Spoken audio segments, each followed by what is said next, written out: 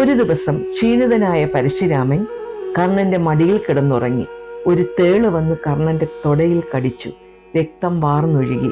താൻ എണീറ്റാൽ ആ വേദന കൊണ്ട് ഒരു ചലനം പോലും ഉണ്ടാക്കിയാൽ തൻ്റെ ഗുരു ഉണരുമല്ലോ, ഗുരുവിൻ്റെ ഉറക്കത്തിന് ശല്യം ചെയ്യണ്ട എന്നോർത്ത് കർണൻ ആ വേദന സഹിച്ചിരുന്നു.